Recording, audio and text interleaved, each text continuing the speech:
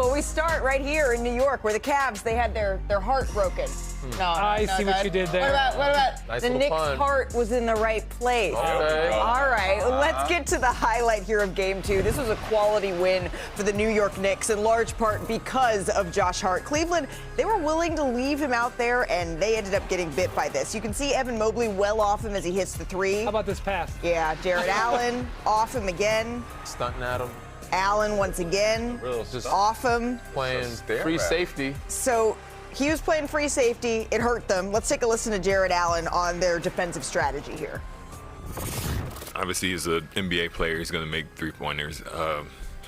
Just have to follow the statistics, have to follow the coach's trust and intuition.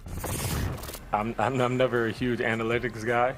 At a certain point, they're a lamppost to a drunk person. You can lean on them, but it won't get you home. So at a certain point, you got to have a good feel for the game. Oh, my God, bro. I mean, that's one analogy for it. So Hart was far more effective in Game 2. He was 5 of 11 from 3. He had 26 points in this game here, Shump. But the Knicks, they would continue to pour it on in the third quarter. So right here, watch Donovan Mitchell misses the three. And here come the Knicks getting out and run. Get back. And at this point, That's why Monica had her follow-through up for the rest of practice. You got to get back. Yeah. Brunson Loving spins. Loving basketball reference for those that don't know what he's talking about. Hits the tough fadeaway. And then they're now on a 15-0 run. Come on now. Boy. Like, don't you just said he's an NBA player. He is an NBA player. He shot 40% in the regular season. And his best bud controls every fourth quarter. Well, the fourth You heard of quarter Big is where Body we are Brunson? now. Big body. Big body. Gives Harden a little bump there. That's why Perk calls him that. Bert, you might be right, man. And then Hart drives. This was just a heat check at this point. Spins. I saw Shump do that one. Big night here for Hart. Brunson, the Knicks. They take both games in the Garden, so now they head to Cleveland with a 2-0 series lead. And rightfully so, we focused a lot here on Josh Hart. But Jalen Brunson, his 14 assists. He was scoring in Game 1. It was all about the assists in Game 2. That is the most by a Knicks player in the playoffs since Charlie Ward in 1998. The last Heisman winner, time right? Yes, New sir. York had a player with more was Mark Jackson. That was back in 1992. So we've seen the scoring. Now, Perk, we're seeing the assists of Big Body Brunson. Not only, hello world, not only do I look good, but damn it, I feel good. The energy is contagious out here in New York City. Look, I pulled up to Madison Square Garden last night. Shout out to my boy Shub with the hoop strings. I saw my boy Joy, the Crack, the Don. Tracy Morgan was in the building. And you know who they was talking about? Me. You know why? Because I gave this man right here the nickname Big Body Brunson. And you know what he displayed last night? Greatness, because he knew the game plan and he was prepared for it. So when he came into Game 2, knowing that he torched him in Game 1, he was expecting the trap. Here it is right here. They tried to put Dennis Schroeder on him, okay? Then freed it up. You got Max Strus. He called another guard-to-guard screen to get the mismatch with Donovan Mitchell. They sent two. He's ready for it. He gets off the rock. He's in the driving gap at the wing, and he knows what he wants to do. He wants to catch, drive, no hesitation. Watch my boy go to work. Not only does he drive, but great players do what? Make guys around him better. Career high last night in the playoffs, 14 assists. Here we go again. Dennis the Menace, putting that on-ball pressure on him. It's all good. You cannot speed this man up because this is what he do. He's handling it. I don't even know what this defense is. I don't even know what it is. But I know he's seeing the whole damn floor. Watch this beautiful pocket pass to his boy Mikal Bridges for the nice 15-foot floater. Here's the deal.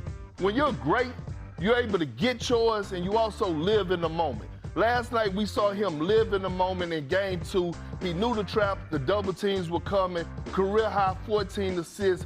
Big Body Brunson was in the building. Well, it certainly seems like the New York Knicks are figuring out ways to win in different ways. Perk, thank you for that breakdown and for that shot of espresso. Great energy, bruh. Yeah. 3 o'clock in the afternoon. Energy is Someone give me a contagious. towel. That was a heck of a breakdown. at these papers. Danny, so I know we're all impressed by Perk's breakdown, but what was the most impressive part of the Knicks to you?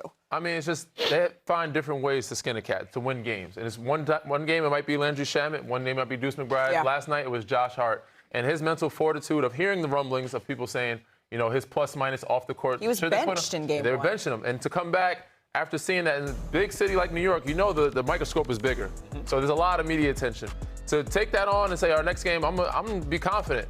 Knock down his first shot, not be passive at all. He was aggressive. Like, you would have thought he was hot last game, the way he was approaching the game. So for him to come out, not only take these shots, knock them down, take them with confidence, make them pay, and then also get in the paint and defensively give deflections, he gave his team a huge plus in that momentum swing for them. And it said every night it's somebody different, but last night was his night. They played 12 playoff games. They won 10 of them. 2 they lost by 1 point. They came down to the last possession of the game. They easily could have won those games. We've seen Brunson have double-digit assist games. We've seen Towns had double-digit assist games. We've seen OG Anunoby lead him in scoring. We've seen Mikal Bridges lead him in scoring. We've seen Landry Shamet have a big game off the bench. We've seen Miles McBride have a big game off the bench. Deuce. We've seen Mitchell Robinson have impactful games. Yeah. Look at all the ways that this team can get you. Look at all the ways they're stacking up victories. Right. It's extremely impressive. Yeah, I think the biggest thing is them finally seeing the game plan. We talk about adjustments. You've been in the playoffs. You know what happens. Let's go to the footage, man. Let's run the footage of me being picked on. I've been picked on before. I've been picked on. We had to play against Chicago. They picked on me. They said, we're going to leave him wide open, and we're going to see Kenny Mon beat us. And when you have a game like that, you can't take it as disrespect. You take it as a platform. Hey, y'all going to put the light on me? We going to shine the light on me? Oh, I get to get off? Yeah, and that's where it comes out. That's where a player gets to finally show his worth. Yeah. I think a lot of times within a system, within whatever happens all year, you start to feel like, hey, this guy can't do that, or this guy can't. Sometimes it's just not required by the team. Real talk. But that was a closeout game in Shump's hometown. It's one of his favorite games. Yeah, that's what I'm saying. Right? but I just for their team to say, hey, they're picking on you, and we got you. We're going to get you the ball. Yeah. We're going to wait on you, and we're going to cheer for you. The way the building was going crazy for him scoring finally, because at first he was hesitating a little bit. Just a little bit. But when he finally started rolling, how the team got behind him, if you saw his bench before he was even hoisting these threes up, they was already jumping up ready for it to go in. But if you're the Cleveland Cavaliers, I'm not sure that you look at that game and say, you know what, I'm upset with our defensive plan on Josh Hart. Well, look, here's the thing. This is what Kenny Atkinson said after the game. And he said it kind of after game one. He said, we like the process. He's very process-oriented And here. what he's basically saying is a process is more important than results. Follow the process and it'll all be okay over the course of a 7-game series. I agree with that in principle. But coming off game one where they didn't look so good, Sure. following the process in game two, it's just a hard sell. I'm not saying it's wrong. I'm just saying it's a hard sell. Right, but the Cavaliers, they scored, what, 109 points in that game? Or the Knicks did, rather? Yeah. If the Knicks score 109 points, the Cavaliers, I don't know that you're looking around and saying that that's not a beatable, a winnable recipe. You're correct in principle, again. But I'm saying after the way game one went, Right. it's a hard thing to sell. Sure. I mean, Wait, Perks should have given me a look over across the table. I just want to know. Y'all got something to say before I chime in? What? No, About man, who? because I don't want to hear any more Kenny Atkinson quotes. I actually want him to show me that he could coach on this big stage. Well. I'm dead serious when I say that. Because right now, what I'm seeing from his team is a team that's satisfied and cool with just making it to the conference finals. No. If a message is being sent in the locker room from your leader, you're coming out with a sense of urgency. And also, you understanding the game plan. By the way, we talk about how, Donovan Mitchell and James Harden, they played pretty damn good offensively. You know who else played good? Evan Mobley in the first half. And so when you think about Evan Mobley in the first half, he was dominating. I thought he was supposed to be one of their franchise guys. We go to the second half. You know how many points Evan Mobley had? The same amount as me. You know how many field goal attempts? You know how many field goal attempts did he have? The same amount as me. And this is not on Evan Mobley. This is on Kenny Atkinson. This is on Donovan Mitchell. And this is on James Harden. How are you not recognizing the moment? Yeah. I just highlighted how Jalen Brunson was surveying the floor and living in the moment and saying, I'm finding guys. But you don't realize that your guy has 14 points. He's killing in the first half, and in the second half, he don't get a field goal attempt up. He have 0 points, and you're trying to convince me that it's processing. It's a process. No, this is a team that's not focused. This is a team that goal was just to get to the conference finals. That's what it looked like to me. Yeah, I ain't gonna lie. I can second that. I don't think that if you're pushing toward a championship, you can sit back and say, yeah, we have time to process. You know what I'm saying? Like, I don't mean to do that. KA is my guy. It's just I don't understand that within. There has to be a, hey, it's right now. Like, especially when you blew I don't think that's all Kenny's fault, too. This looks like a team that's also fatigued. Like, they look tired. I understand you don't want to hear the tired No, we thing. definitely can't We don't do want to that. hear it, but Donovan don't look explosive as much anymore. And sometimes it's mental fatigue. You go There 2 has been 7-game series, it conversation about his wears health, on yeah. people. So they look worn out. Wait a minute. Donovan Mitchell. Now, yeah, I know. The getting tired stuff. All right, we gonna go now. All right, Donovan Mitchell is Spider Mitchell. That's his nickname, correct? Yeah. We all seen Spider-Man. Yeah. Y'all seen Spider-Man. Yeah, no. Spider-Man get his ass whooped. He be hurt too. His mask come off too. But you still got to catch the bus. You got to catch it. The train, and you can't let it fall. You got to bring the trains together. Bring it together. Well, But if that's your nickname and that's your celebration, give me that.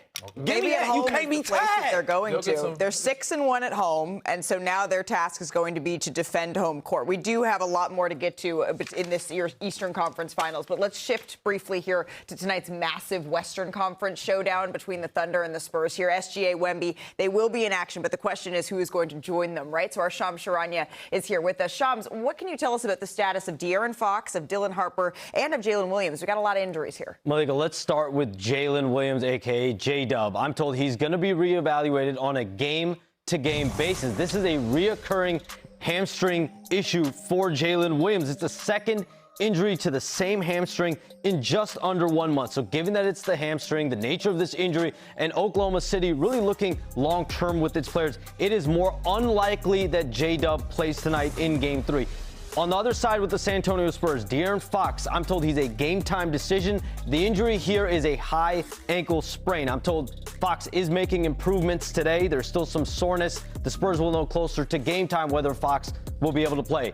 His backcourt mate, Dylan Harper, who replaced him in the starting lineup the last couple of games, he's also a game-time decision. An MRI on Thursday showed an adductor injury, not a hamstring injury. So the Spurs are relieved by that. I'm told Harper will have a pregame routine, and then the Spurs will make a decision about his status. All right, so game time for both De'Aaron Fox and Dylan Harper, and it's seeming maybe less likely that we will see J-Dub. Shams, thank you. Much more from you coming up a little bit later. Still to come on NBA Today. We're just about a month away from the NBA draft, and top prospect Darren Peterson, he sounds off about his